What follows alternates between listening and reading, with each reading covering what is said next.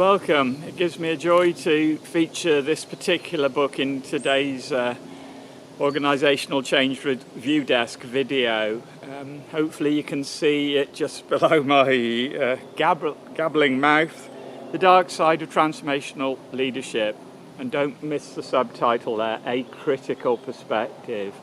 This is not a celebration of transformational leadership and change leadership. This is a questioning of some of the ethics of what's been going on in the name of change and transformation leadership. A wonderful book.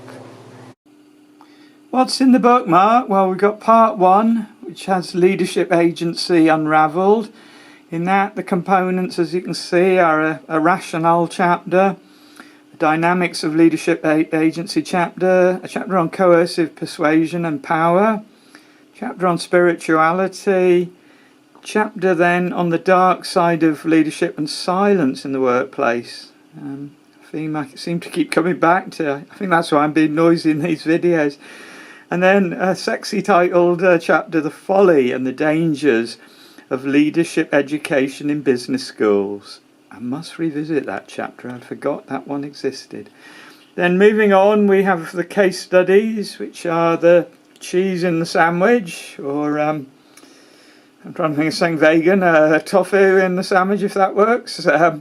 So we've got the dark side in Enron, we've got militant tendency, we've got Heaven's Gate, a religious cult, and accounting for failure, and the failure from memory of Arthur Anderson. Then the book finishes with a third part, conclusions, which is themed around reimagining leadership and followership. Process your communication perspective. So if we get into the review, if we have a look on the back, there's some lovely testimonials, and one of them I want to share with you. It's from Professor Keith Grint, and he writes, "At last, an erudite and critical analysis of transformational leadership that explores the dark side and pulls back the self-imposed curtains that are so frequently an element of this approach. This is an uncomfortable but very important must-read for all students of leadership." I couldn't have put it better myself. What a lovely, insightful testimonial on the back of the book. And importantly, I love the metaphor he uses there, self-imposed curtains. So this is a book that wants to pull back those curtains. So I'm going to offer you 5 or 6 things that I particularly like about the book, but as you can tell, I'm a big fan of it. The first one to note is that the centerpiece of the book, as we saw, are case studies, and these are really unusual, interesting case studies in their own right. And the type of Routledge book that Dennis has written here could be quite dry, but he makes it very interesting. And one of the big positives is his use of case studies. I really did like the case studies. I like the Enron case study, which to this day, almost 2 decades on, is deeply troubling. He hints at Harvard Business School's involvement in that story, and I know he would like to tell more, and I would like to tell more, but for now we'll have to leave that a little bit mysterious in the wild woods where we find ourselves today. Sorry, I've just made some notes to remind me what I want to get across. I'm trying to be more concise, folks, you'll be glad to know.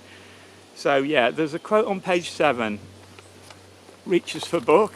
That's the snag with being in wood. I haven't got any desk to put things on, so I'm on a learning curve, but as usual, I'm enjoying my learning. So in his introduction, he tries to set the scene why he's doing what he's doing, and I'm going to read him verbatim because he writes really well, really engagingly. But if you can just bear with me, this quote, for anyone interested in following it up, is page 7. "Leadership theory also needs to change. It has done much to encourage an overemphasis on leadership, and in some cases has legitimized the actions of megalomaniac leaders who have become convinced that powerful visionary leadership is helpful, healthy and wise, and of course that this means more power should be ceded to leaders." In a way, that's the thesis of this book. It's so much more than that, but it is about challenging this fetish we have at the moment for leading change and transformation. And I think in this book he's cleverly got the message across. I try my best to do something similar, but a lot of my challenges tend to be a bit wordy and problematically polemical. So I'm plugging another author who I believe, I've had the pleasure of meeting him, shares some of my concerns about leading change and transformation. Another of the things I'd like to guide you to is chapter 4. And again, sorry, this isn't very professional. I'm just trying to find it. No, chapter 3, sorry. In chapter 3, headed up Coercive Persuasion, Power and Corporate Culturism, he does some really clever things where he looks at Edgar Schein, some of you will know, a very famous behavioural scientist with a big canon of work, and he shows how Schein in his 61 work acknowledged the power within what was happening in the prison of war camps in Korea, where techniques of torture and persuasion and coercion were being developed. And what he does is he tracks back to that and then suggests to us that we see that in some of the approaches to leading change and transformation today. So that's a really heavy criticism, and he offers a far more eloquent version of that. But I am intrigued by what I've encountered in organisations, a sort of just do it, aggressive, coercive, dare I say bullying form of leadership. And if you wanted to, you could trace the lineage back of that to over 50 years ago, back to world wars and prisoner of war torture.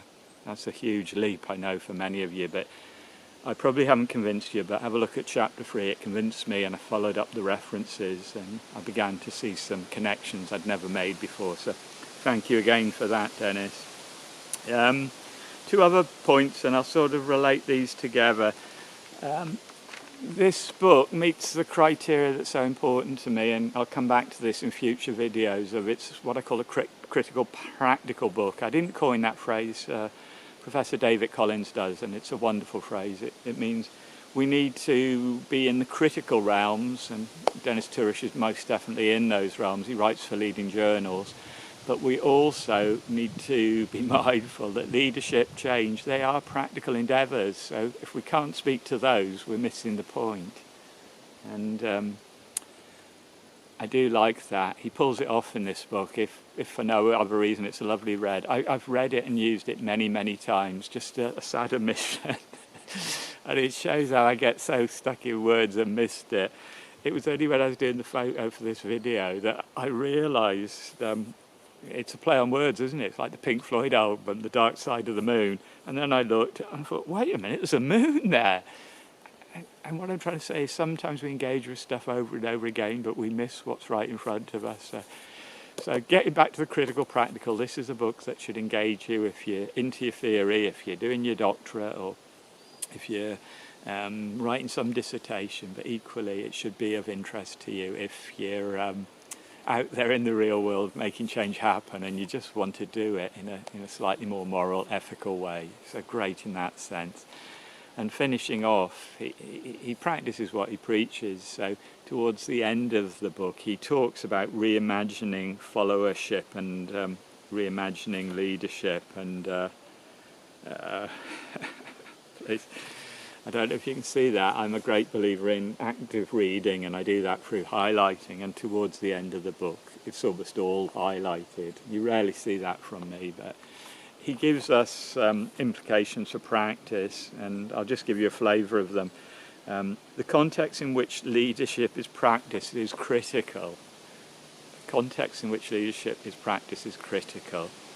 It is blindingly obvious, but I see so much preached in the name of leadership theory, particularly by Harvard Business School, which is completely acontextual. People say, well, it's in this prestigious publication from this prestigious business school. I get that, but what if those authors were writing for a business context? Can you then parachute it down into a hospital or a school? No, you can't. And he makes this point so beautifully in the book, and it's something I bang on about a lot. So I'm trying to make these shorter. I could go on and on. I'm going to shut up now. And yeah, one last thing. As I say, I had the pleasure of meeting him once or twice, and he's a lovely man. Really is a really nice, caring guy. He edits a journal, if you want to follow up his vision in terms of the Sage Journal leadership. But I remember speaking to him in a queue somewhere, and he was talking about doing a second edition. I had a look on Amazon and I can't see it forthcoming, so I do hope another edition comes out this book. This was published 2013 and it's still as relevant today as it was then, sadly. So that's all for now. Thank you.